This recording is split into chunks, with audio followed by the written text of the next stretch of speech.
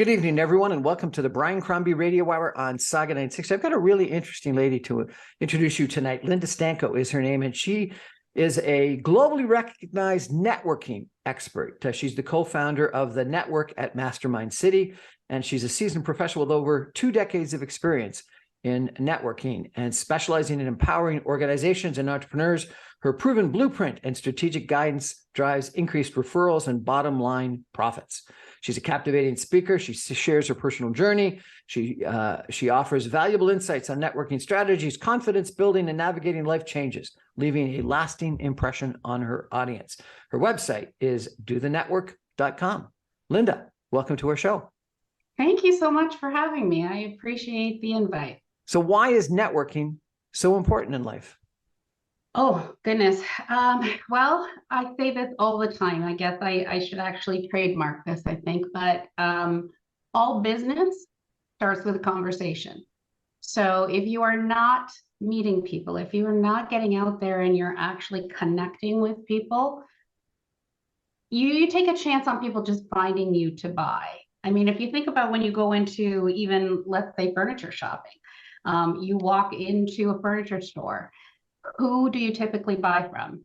The person who gives you their time, who treats you with respect, who doesn't come across as that pushy salesperson. And it's really interesting to me because I'll have, there's people who like to walk into a place like that and they will have somebody come up to them right away and say, what can I do for you? Are you looking for something? And they're the kind of person who doesn't want that. They feel like they're being jumped upon. Yep. And then there's the other person who walks in and they get frustrated because that nobody's coming up to them to ask them what their needs are. So when we are networking, we start this conversation, we need to understand very quickly who it is that we are talking to.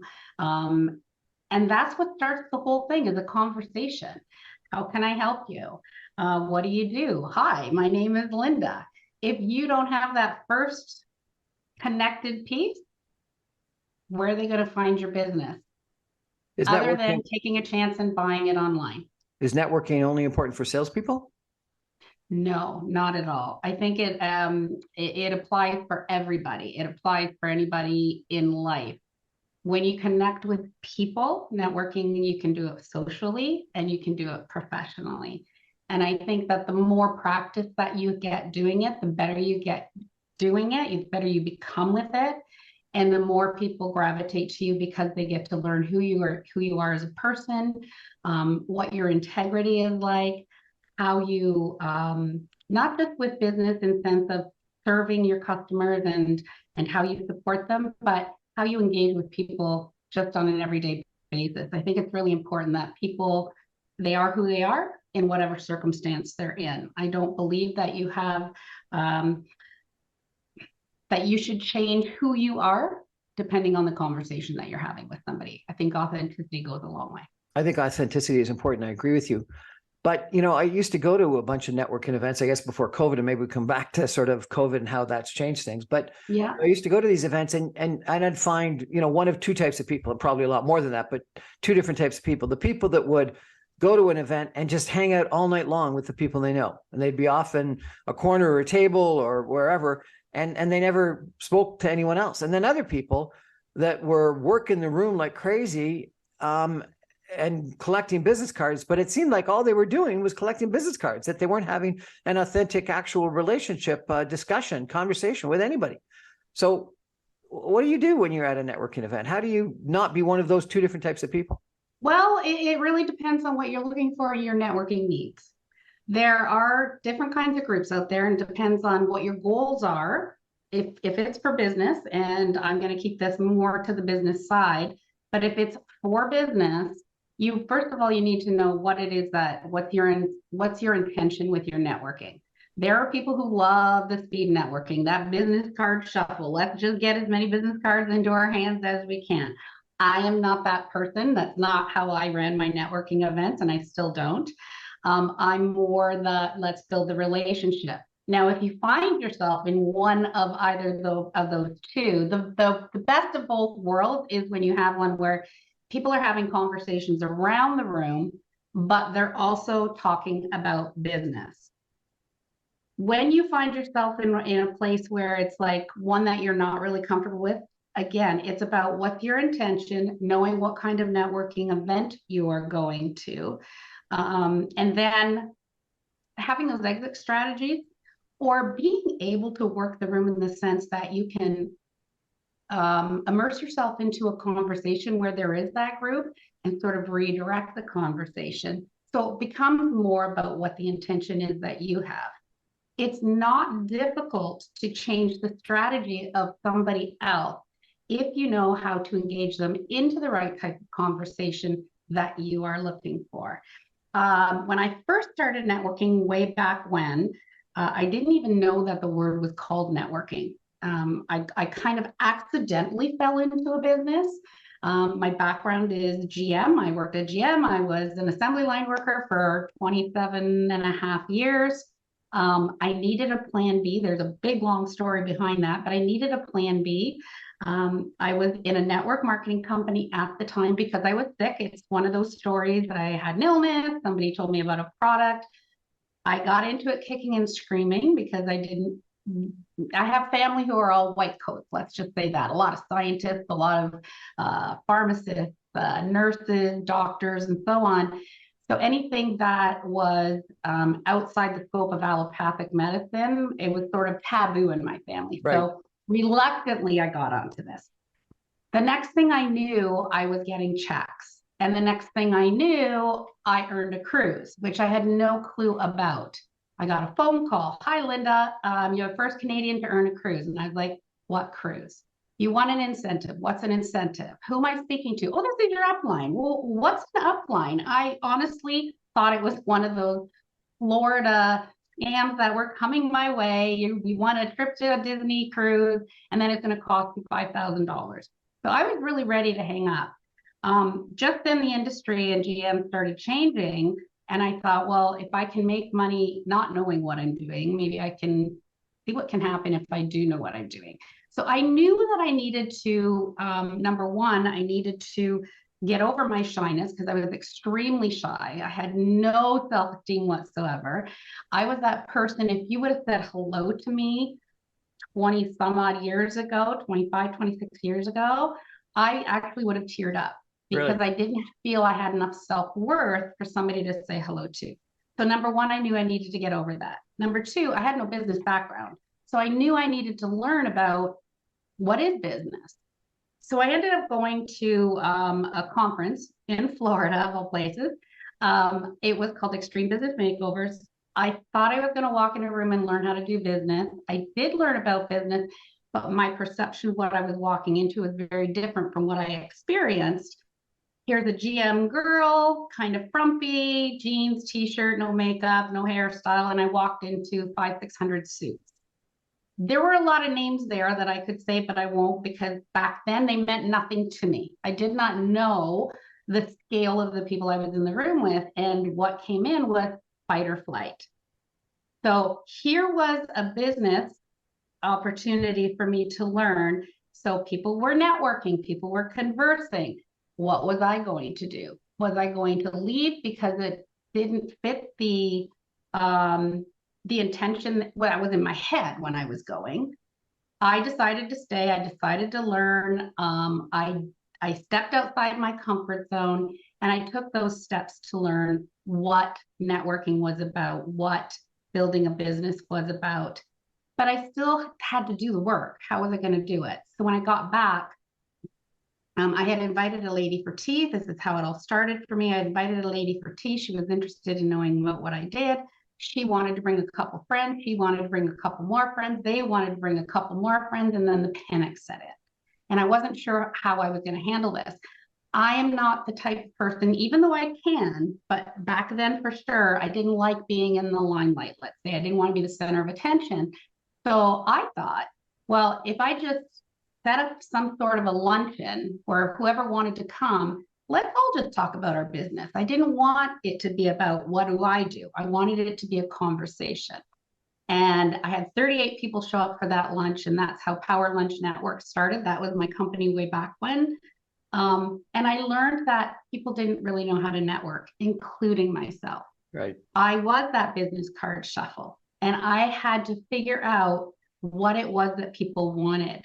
So circling back around to your question, what it became was, what's the intention for your business? What's the intention for your networking? What kind of networking group do you want to go to? And then knowing that you have some strategies and some exit strategies if it's not the right one for you. So if you're in a place where everybody is circling together and you're not being included, getting that confidence up enough so that you can include yourself into a conversation and enter into it in a very polite, non-threatening way, you will find yourself very quickly being included, even though you may feel that they may not want you to be there.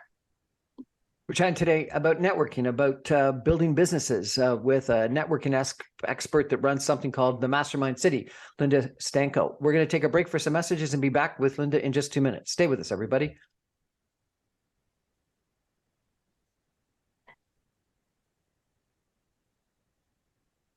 Welcome back, everyone, to the Brian Crombie Radio Hour on Saga 960. We're chatting tonight with Linda Sztanko. She is a networking expert. She runs something called the Mastermind City.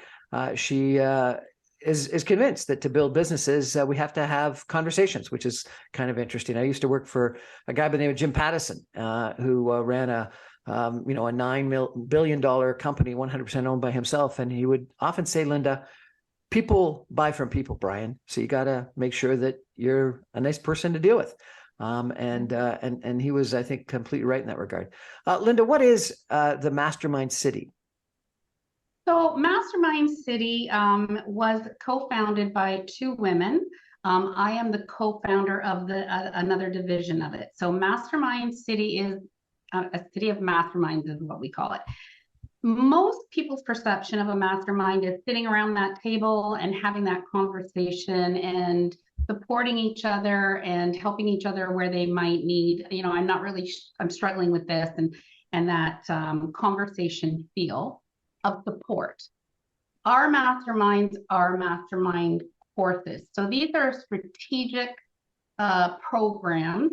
We have about 20 of them right now in the Mastermind City, helping you with anything from creating a business. Maybe you're an entrepreneur who's stuck. You've been doing it for 5 years, 10 years, and you're still not making the money you want. Maybe you're somebody who wants to redirect. So it's all about helping you create, build, scale, and get to that success level that you want. The two ladies that who co-founded it, Faye Chappell is she ran $400 million companies around the globe. So she's a strategic business planner. She now works with Fortune 500 companies. She consults with small business, franchise owners, very diverse group of people who come to us. Stacy Maynard she's all things tech. She's a podcast producer. She's a podcast trainer. She's a LinkedIn specialist. So she has a lot that she brings to the table. And I am the one who likes to have the conversation, from that super shy person to the person who loves people where it's hard for me to sometimes stop talking. I love to connect people. And that sort of became who I became known for. So it's been like that for the last 20 years. Just prior to COVID coming out where people were starting to connect again, I had taken a break prior to that. And I was just focused on my coaching practice for networking before COVID, because there wasn't a lot of networking going on. But when COVID was on, I just really focused on my confidence coaching with people, which turned out to be quite a good choice for me and for people, because during COVID, people were very stuck. As we were coming out of it and people were starting to allude to getting together again, I started getting calls from companies again asking if I could come in and train their teams and train some of their employees or their executives, because we were going to get back into the networking world.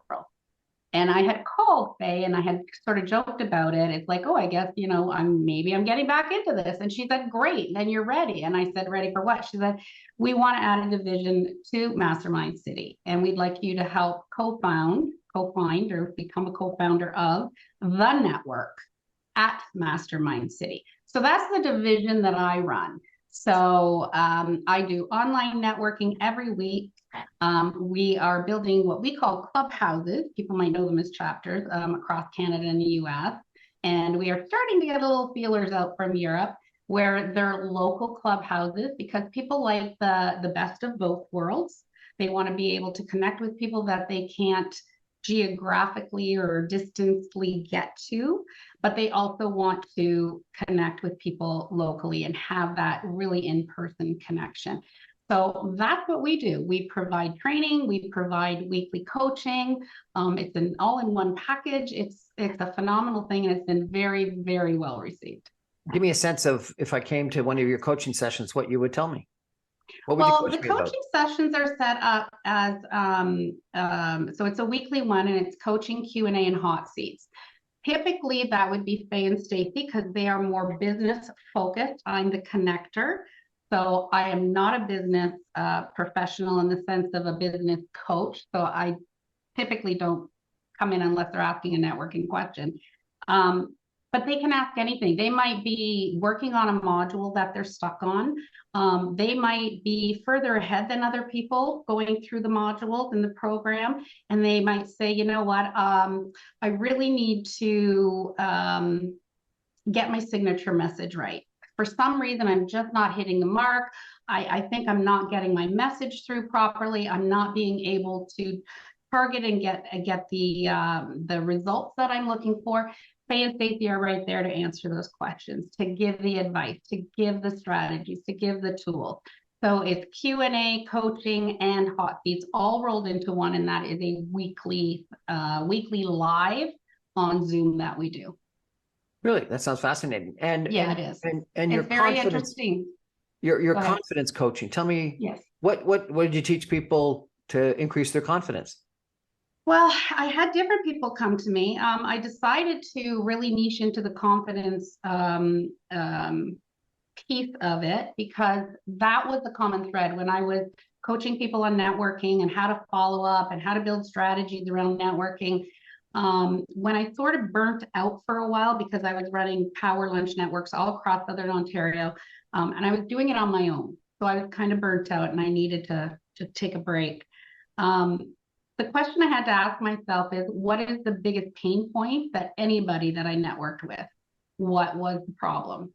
And the problem was just confidence and self-esteem, and getting themselves more comfortable with small talk, how to engage with people, how to identify other people's personalities so that they could talk to people the way that person would hear and not the way that they would perceive it themselves, so that there was actually a conversation that was being heard clearly. Again, it comes to that messaging piece. I had one client who had lost a job because of downsizing. So they were told, only to find out that they had hired somebody else. And I asked her if she had asked why. And it was, yeah, because she just didn't bring enough to the table. So that was a starting point. So we worked with each other just actually for 3 months. By the time she was finished, she had a new job. She had a lot more confidence. She was bringing things to the table. She had actually saved that company that she was with now millions of dollars, because she found some mistakes and was able to find her voice and bring it up to the table. She's now in a leadership role. And it was about a year later that she sent me a message and just thanked me again. So it's just really helping people to come and step into their own voice. That's what I like to do the best. So I love working with business professionals on confidence, because I was that person who didn't have it. So it took me a long time to find the tool, to figure it out, to get to that point where I could have a conversation with anybody and be comfortable about it. Right. You said it was this personal situation that sort of caused you, your personal story that caused you to get into this business. Can you tell us a little bit about that? Yeah. So when I was in my early 20s, I was diagnosed with 2 autoimmune disorders. So I was very, very sick. I was sick for about 24 years, but 12 of those years, I spent 80% of my time in bed. I just didn't have the energy. I was just very sick. Somebody at work at General all that Motors, time in bed? Yeah, it was tough. It was really tough. Your immune system goes down so far. I ended up with cancer 3 times. You just have, it's like a boulder. When your immune system is so shot, it just keeps on going. So a 24-hour flu for somebody might put me in bed for 3 weeks. What can you tell us what the autoimmune diseases were? Yeah, I have Epstein-Barr virus and chronic fatigue, and I'm borderline Sjogren's syndrome. Oh my gosh. Sorry to hear that. Yeah. Yeah, I'm great now, so I don't even think about it anymore. How did you, But I ended up, how'd you how get did I better? get out of it? Yeah, the doctors couldn't do anything. I mean, back then, I mean, autoimmune was very not well received in the allopathic world because they didn't know how to deal with it. They didn't know what it was. So for me, when I was diagnosed, there was only seven autoimmune disorders that were actually identified. So they would say it's in your head, go see a psychiatrist. There's really nothing wrong with you, but it was more because they just didn't know how to treat it. So when somebody at work came to me about this company, and when I say kicking and screaming that I went into it, is because they came to me with a business opportunity. And in my head, I'm thinking, I can't even take my kids to the park or go on a family trip. There's no way I can do a business. Well, it was about 2 years later that I got bumped, they say bumped, to a different line in assembly. And I was working with a woman and I started feeling sick, and she asked if I was okay. And I said, oh, I have this autoimmune disorder. And she said, oh, so do I. And she said, have you ever heard of? And she named the company. And I was like, oh my goodness, like, are you people everywhere? And she said, no, Linda, I want you to listen to my story. She said, I know that, he approached you about a business opportunity. He didn't know you were sick. I want you to hear about what the products do. So I went home and talked to my husband now. At the time we were just dating. And he said, let's try it. And, it's very interesting to me because even as sick as I was, it's interesting how people don't want to put money on the line for health. And I was including one of them. And I said, well, it's going to cost a lot of money. He said, Linda, you have no quality of life. We have no quality of family life. Let's try it for 6 months. If it doesn't work, what have we lost? Nothing. But what if it does work? So I got on the products. In 7 weeks, I had energy. That was in 2002. In 3 months, it's been since then that I have been great. I'm still on those products today. What is it, a nutritional supplement or something? Yeah, it's a nutritional supplement. Yeah, they're called glycoproteins, but it's just about it's those missing building blocks that we lost, that our cells communicate. It's an alphabet that our cells bounce up against each other, and they communicate to say, are you good tissue? Are you bad tissue? Are you heart tissue? Are you lung tissue? Are you a good cell? Are you bad? Should I get rid of you? Should I keep you? Our cells talk to each other. Over decades and decades and generations, our food nutrition has changed because of farming. We don't get the same nutritional. I mean, have you ever seen those those commercials where it's like you have to eat like a bowl of broccoli in order to just get what you need from the broccoli? It's sort of like that. So these are super concentrated. They're very there's eight. They're called monosaccharides. I'm going to get a little technical, but they're called monosaccharides, single strain saccharides. And there are 8 that are specific for cell-to-cell communication. And if you don't do dairy, like today in our food, we get 2 out of the 8. So if your cells are bouncing up and you don't have that right alphabet, it's like saying, Brian, what did you have for breakfast? And don't use any vowels. So you can talk, but people have to guess what you're saying. Well, the same was for ourselves. Once I started flooding my system with those essential nutrients, things started changing. And I have been healthier. I'm definitely not cured. It's not a cure, but I've been in remission since 2002. Oh, that's great. That's great. And, yeah. and you're still part of that business, obviously. I don't do it as a business. I take the product. Right. Okay. Yeah, because it changed as I started. I realized that if they use the word superpower, I guess it's the only word that would describe it, is my superpower was connecting with people and helping putting people together. So I sort of transitioned into just doing the networking, into helping people. Then I met Faye, and she actually became my business coach first. And I started coaching on networking and follow-up, which, evolved into the confidence coaching, and now it's kind of come back full circle. Excellent. Well, that's quite the story. We're going to take a break again for some messages and be back in just 2 minutes with Linda Sztanko talking about the Mastermind City. Stay with us, everyone. Back in 2. Thanks.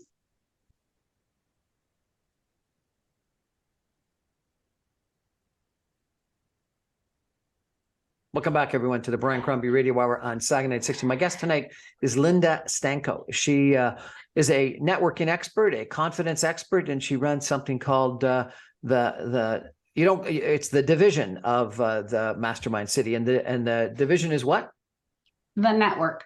The network at the Mastermind City. And do you have a website people can go to if they want to check you out? Yeah, there's a couple. They can either go to themastermind.city. That's the main one. Or they can just go to dothenetwork.com, which will link the two together. They can also, we have an app, we have our own private app, and it's called The Mastermind City. They can download it and join our free community. So we have a free community and a premium plus community. So the our free members, they can access, we do a master at monthly training for them every month. So they still get some business training.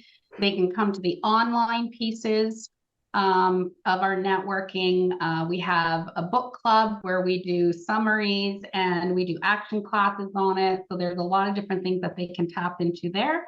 And then our premium members, they get everything. They get all of our mastermind programs and courses, from business foundations to visibility. Next, we're diving into networking in August, and then coaching certifications. We have podcast masterminds. There's about 20 different ones, personal development. They get access to everything, including they get the support with weekly coaching where you can have Q&As, hot seats, and ask what you need, and we're there to help you. Excellent. And how long have you been doing this business then? Since so we soft launched it. We soft launched it back in October. Now the masterminds have been around for about 10 years. Faye started doing masterminds 10 years ago. I actually joined her first mastermind, which completely changed how I did business because I didn't know how to do business. So I learned all of that through this mastermind. And then they just kept layering it on. Stacy had her own business, and then it was about combining it. Through COVID, we really started talking about it. So we did a soft launch in October. We did a full launch in January. So, and that was, so it's almost a year. October, it'll be a year. And it's being very well received. Fantastic. There's an American professor and author who's written a book called Presence. And her argument is that confidence too often leads to overconfidence, which is arrogance, and people don't like it. And so her argument is that presence is a better word. What do you think? Is there a difference between presence and confidence? I think there is. I think when you're confident, it's being confident in yourself. I don't believe that it has to be arrogance. I think arrogance you take on, that's a different persona. You can become arrogant when you're confident, but I think if you're confident, or at least the way I coach and my take on it, in my opinion, confidence is about being your authentic self, being comfortable talking with people, being okay to say you've made a mistake, being okay to just speak from your heart. I do believe that when you are viewed as somebody who is confident, you are approachable. I think presence is more of being in a state of presence when you're with somebody. I wouldn't lump the two together. I'll have to read the book because I don't know what her philosophy is on around it. So I'm going to make note to take a read on that. And my answer might be very different. I haven't read the book, so I'm just kind of giving you what I She was also the one that coined this phrase, fake it till you make it. Can you fake confidence? I think you can fake it to a certain level. I think that eventually I think it's a kind of fake it till you make it kind of goes along with that imposter syndrome that people have. You're not really being yourself. So I think it's better to say, hey, I'm just starting out and this is what I want to do and this is where I want to take my business, or I'm really shy, so bear with me a little bit. I think vulnerability is great.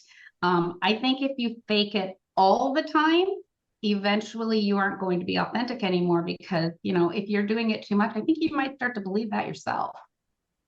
That What would be my take on it. you've used the word authentic or authenticity a few times. Mhm. What is authentic, and how do you figure out who you are authentically? um I think when you finding out who you are authentically takes time. It's a journey. It's not something that you can just pick out of a hat. I think personal development really helped me to become my authentic self. I will say I'm super transparent. When I first started in business, I tried to fake it. I tried to be that business professional who wanted to be looked upon as a leader and looked upon as somebody who really, really knew her craft. But I was just starting. And what I found out was that for myself, it didn't feel right in my gut to do that, because I didn't feel I was being myself. And I think it's so much more important to take the time, take the journey, do some work, whether that's taking some professional development courses. Maybe that's working with a coach if it's for business, or if it's for whatever else that you need in life. There's people out there who are able to help you figure out who you are. And then I think that you have to really, look at your core and just kind of go with your intuition. I think that if we can be vulnerable with people, we're more receptive to people, because they don't feel like they're being told a big story. I am more comfortable with people who are willing to be a little bit vulnerable. It doesn't mean you have to open up and, give everything away. But if somebody asks you a question and you don't know, then say, I don't know. But you know what? I'm happy to look up that answer for you. Same as with the book on presence. I can tell you what I think I might say, but I haven't read the book, so I can't really give Yeah. an accurate description of whether I think one or the other is the better way to go, because I don't know what the context of the book is. I haven't read it. So I think that you can be confident. I think that you can find your own who you are. I think that it's a journey and it takes time. Who you are today, look, who I was about 10 years ago isn't who I am today. Who I am today, we're a work in progress and we're always going to evolve. So I think you can only be authentic because you're going to change all the time, and you can't just be one way all the time. I don't believe that you can. So you've got this picture on your website of a group of people at a cocktail party, and Yeah. And it, to a lot of people would be pretty imposing that they're walking in and everyone's in groups, and how do they get involved? How do they start networking? So if you were advising me and I was faced with this kind of a situation, what do I start doing? Well, if you're a first-time networker, I always like to say, do the buddy system first. If you know somebody else who is in business, ask them if they'd like to join you, so that you do have somebody there, that you're not feeling intimidated walking into a group of people. I also say, do a little homework on the event that you're going to be going to. What type of people are going to be there? Is it high level networking? Is it more social level networking? Is it a combination of both? And I don't know about other events, but my events, I always have asked people who were regular comers to help greet people when they came in. Or if I saw somebody walking in, I would walk up and I would introduce myself right away and welcome them. I think if somebody's running a networking event, I would hope that they would have somebody there to greet people as they come in, especially if it's somebody who is just starting out, and make an introduction for them to somebody else, Yeah. to sort of show them around the room and maybe introduce them to some other people if they are new. One of the things that I do is I'll often check out the invite list and then explore some of the names on LinkedIn. and Mhm. see if there's anyone I really want to meet. Because, hopefully if you're going, there's a reason why you're going, and some interesting people that you want to meet. And I'll send a message saying, looking forward to seeing you or meeting you at this event. And so that if I've got, one or two names, it doesn't have to be a whole bunch, but, and if it's a whole bunch, it's probably too many, but one or two names of people that I am interested in meeting, because it could be a great connection. And I say so to them in a LinkedIn message ahead of time. I find that really helpful. What do you think of that idea? I love that idea. Like I said, it's important to try to check out the event, and part of that is who is coming, reaching out to some people. But here's the thing also, I always caution people. It's interesting because I caution people not to always go by just who's coming and if you don't know them. The reason I say that is you just never know where or how or why a conversation will take place. They may be a business professional that you might want to meet, and that's great, but they might not be the person that you're going to end up doing business with, but somebody they know they really want to connect to you. I have made the mistake in the past of, being judgmental. We're all human. When I first started, it was like, I don't think that person's the right fit. And then what happens is they were exactly the right fit because they knew so many other people. They were really nice, but I was judging, and I've learned to take that out of my system. So that's what I teach people to do. Don't judge on that. They say you've got 7 seconds to make an impression. Well, you don't know what's going on in that person's life, their day, what's happening in their world, and they might not make the best impression on you, and vice versa. You might be having a pretty crappy day and might not make the best impression. So give it a second and third try. And if there's still no click, then that's okay, because you're not going to click and have rapport with everybody, but you will meet the right people. You will meet those people that are going to connect you to other people. So it's not always just who's at the event that a lot of people will go with the intention that's who they're going to do business with. Now, somebody like yourself, yes, you're doing a radio show. You can connect with all kinds of people, but somebody else who might be selling, a health product, they might be intimidated to talk to somebody like you. But you might know somebody who's suffering with something and say, hey, you know what? I know somebody might be able to use your product. Would you like me to make a connection?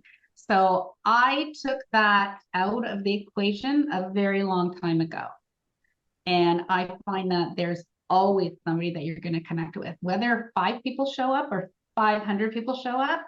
My rule of thumb when I was coaching, I still coach, but when I was really actively coaching, no matter how many people are in the room, if you have 3 really good conversations that night, that's a successful networking event, because you're not supposed to meet everybody. Then it's just the telephone and the business card shuffle game. People want to build those relationships so that they know, if I'm going to refer somebody to you, I know you're going to take care of them. I want to know. Go ahead. I want to know what you do, what's your services, and how you support your people. Those are my 3 criteria before I'll refer people. Well, I think that people want to know that you're a good guy, a great guy, or yeah, absolutely, a substantial, interesting woman before they want to refer you. On your judgmental line, I love I'm not sure if you're a fan of Ted Lasso, but I love the Ted Lasso comment about be curious, not judgmental.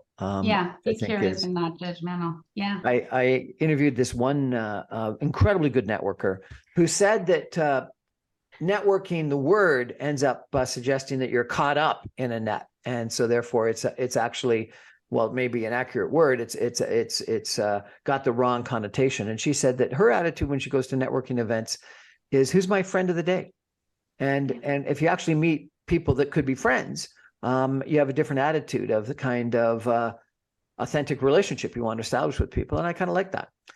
Tell me a little bit about the courses that you run, because they look pretty impressive, and tell me what some of the differences are between them. Yeah, so our 4 core that is the business foundations, and they're boring. I'll be honest with you. Faye will say the same thing, because you have to know where you are to start, so you know where you want to go. So whether you're just starting or changing something, you really need to go through the business foundations. You don't have to. You can pick and choose the ones you want, but if you really, really want to get there, because each one is layered upon each one. So we start with the business foundations. That's an 8-week course. The visibility is 16-week course. So that's all about understanding how to figure out what your target market is, what your niche is. Speaking, we do a lot about speaking, because just because you may not want to have a podcast show, you might be a guest on a podcast show. Understanding what your signature message is so that you're not just pitching.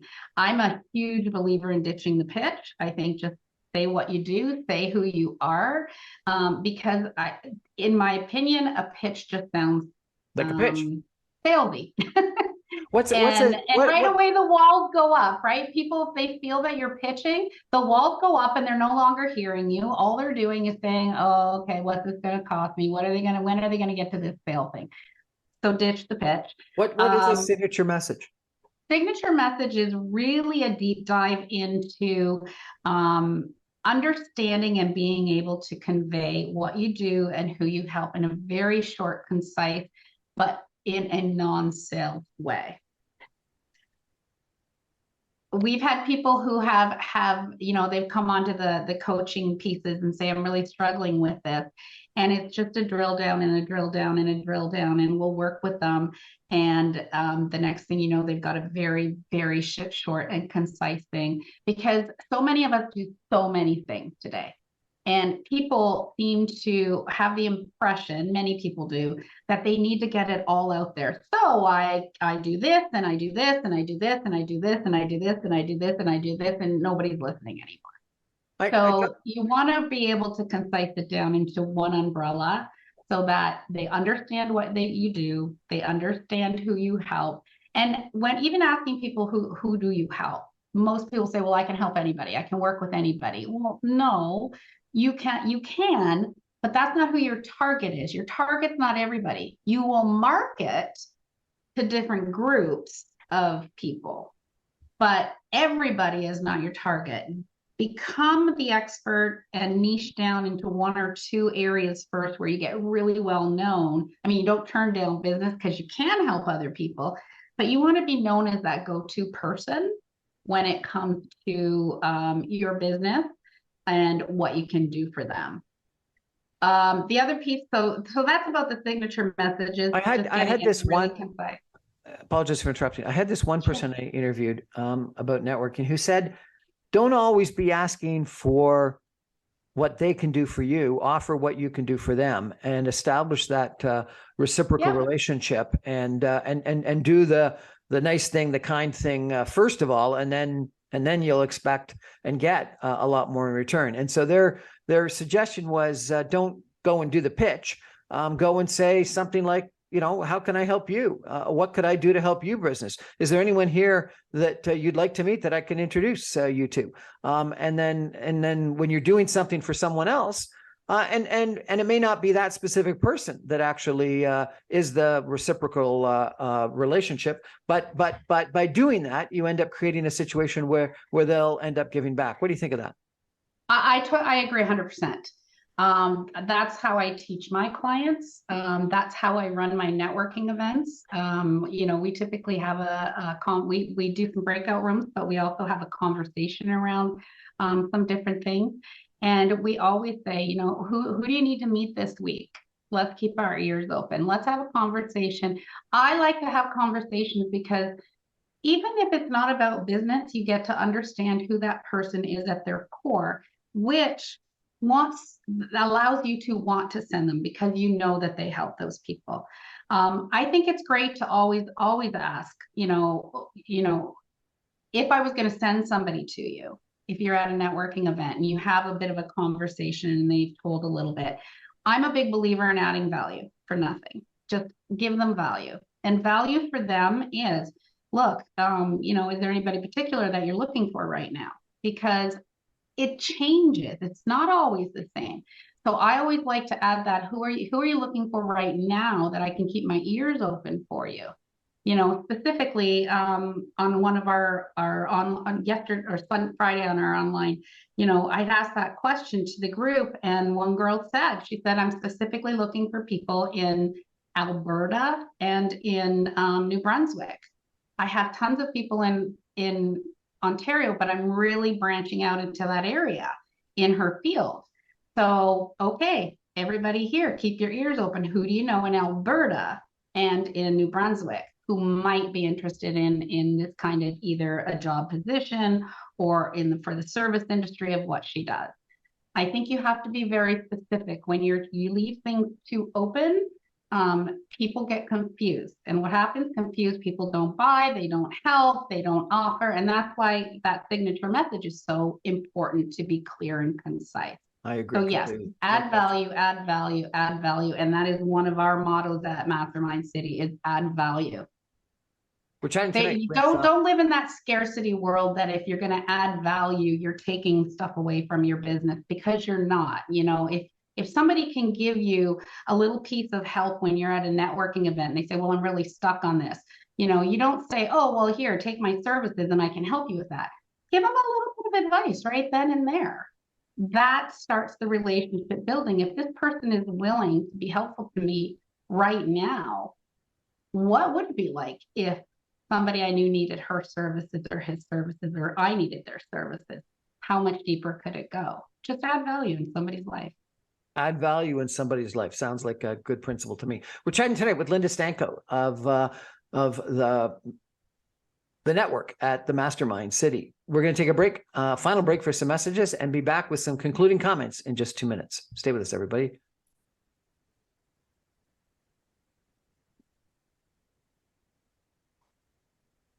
Welcome back, everyone.